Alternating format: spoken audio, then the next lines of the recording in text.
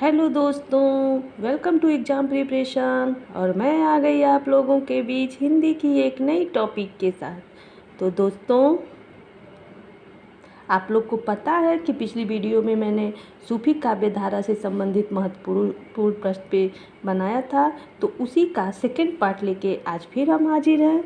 तो आप लोग मेरे चैनल पे बने रहिए और मेरे वीडियो को शुरू से लेके अंत तक देखिए। इसमें बहुत ही इम्पॉर्टेंट क्वेश्चन हैं जो कि पिछली परीक्षाओं में पूछे गए हैं। तो आप लोग शुरू से लेके अंत तक देखिए और अगर पसंद आए तो इसे ज़्यादा से ज़्यादा लाइक कीजिए, ज़्यादा से ज़्यादा सब्सक्राइब कीजिए और ज़्यादा से ज़्यादा शेयर कीजिए। तो चलिए देखते हैं आज के महत्वपूर्ण प्रश्न। सूफी काव्य धारा से संबंधित महत्वपूर्ण प्रश्न भाग 2।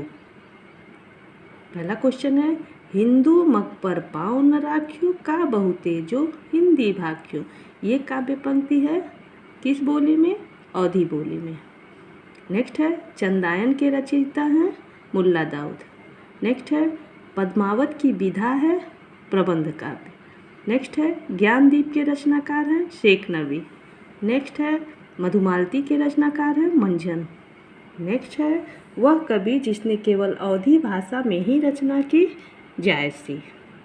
नेक्स्ट, रोजतुल हकायक के रचयिता हैं नूर मोहम्मद। नेक्स्ट, अनहलक जिसका अर्थ है मैं ही ब्रह्मा हूँ की घोषणा है मंसूर। इसको थोड़ा ध्यान से आप लोग देख के समझ लीजिएगा। नेक्स्ट है, कुतुबन के गुरु का नाम है शेख बुरहान। सूफी कवियों का सबसे प्रिय अलंकार है समासोक्ति। रस रतन के रचयिता है पोहकर। सूफी काव्य पद्धति का अंतिम ग्रंथ है इंद्रावती।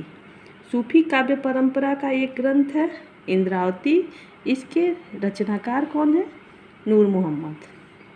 पद्मावत को समासोक्ति कहा है आचार्य रामचंद्र शुक्ल ने। नेक्स्ट है, सूफी प्रेमाख्यानक रचनाओं की भाषा है अवधी। और नेक्स्ट क्वेश्चन है, मलिक मोहम्मद जायसी को जायसी कहा जाता है क्यों? क्योंकि वे जायस नामक स्थान के निवासी थे।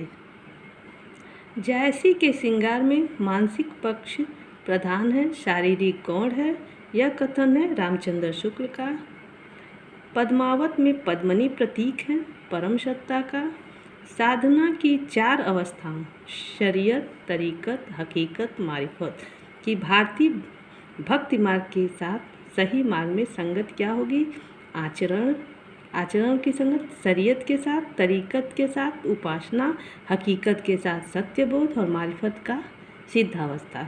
नेक्स्ट क्वेश्चन है, आचार्य रामचंद्र शुक्ल प्रेमाख्यान काव्य परंपरा का प्रथम कवि माना है किसे?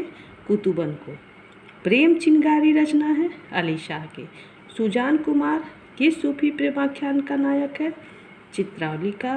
और पद्मावत के अनुच्छेदों का नाम है खंड। उस्मान द्वारा रचित चित्रावली के नायक सुजान के पिता का क्या नाम था? धरणीधर पवार। किस सूफी रचना के नायक को शिव के अंश से उत्पन्न कहा गया? हंसावली। नूर मोहम्मद फारसी के अच्छे आलिम थे और इनको हिंदी काव्य भाषा का ज्ञान अन्य सूफी कवियों से अधिक था। यह कथन है किसका? रामचंद्र शुक्ल का। नेक्स्ट क्वेश्चन है, और सब सूफी कहानियों के बीच में दूसरा पक्ष व्यंजित होता है, पर यह सारी कहानी और सारे पात्र ही रूपक हैं। आचार्य रामचंद्र शुक्ल का यह कथन किस रचना के संबंध में है? अनुराग बांसुरी के। मधुमालती की माता का क्या नाम था? रूप मंजूरी। एहि रूप शक्ति और सियो, एहि रूप त्रिभुवन कर जियो, एहि रूप प्रगटे बहु भेसा, एहि रूप जग रंग नरेसा। किस सूफी रचना की पंक्तियाँ हैं? मधुमालती की। कुतुबन किसके आश्रित कवि थे? हुसैन शाह के। तब घर में बैठे रहें नाहिन हाट बाजार, मधुमालती मृगावती पोथी दोय उचार।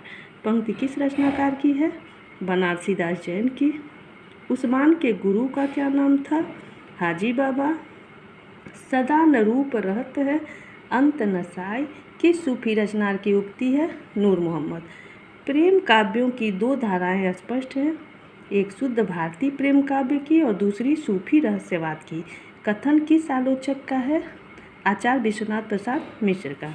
किसने चित्रावली को पद्मावत की छाया कहा है? डॉक्टर रामकुमार वर्मा। उस्मान किसके समकालीन थे? जहांगीर के। किस सूफी रचना में 10 चौपाइयों के बाद एक दोहा छंद का प्रयोग हुआ? यूसुफ जुलेखा। किस सूफी रचना की भाषा अन्य सूफी रचनाओं की तुलना में ज़्यादा संस्कृतनिष्ठ है? अनुराग बांसुरी। किसने चंदायन को लोर कहा है? माता प्रसाद गुप्त ने। तो दोस्तों आज के लिए इतना ही। कल हम फिर एक नए टॉपिक के साथ उपस्थित होंगे। दोस्तों एक बात देखिएगा कि हम कम समय में आप लोगों को ज़्यादा से ज़्यादा क्वेश्चन कराते हैं ताकि आप लोग का जल्दी से जल्दी तैयार हो जाए।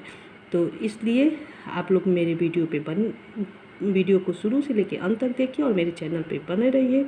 आप पसंद आए तो इसे ज़्यादा से ज़्यादा सब्सक्राइब कीजिए। Thank you.